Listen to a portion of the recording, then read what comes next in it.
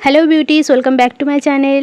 আশা করছি তোমার সবাই ভালো আছো। আজ আমি তোমাদের সাথে শেয়ার করছি এলস গুডনেসের এই ব্লু পি এবং rose petal powder. So let's try this face pack. তো ফার্স্টে আমি এই পাউডারটা নিচ্ছি। আমি এই পাউডারটার সাথে সাধারণত রোজ ওয়াটার মিক্স করে অ্যাপ্লাই করছি। তোমরা চাইলে এটার মধ্যে হানি, র মিল্ক কিংবা কার্ডও মিক্স করে দেখতে পারো।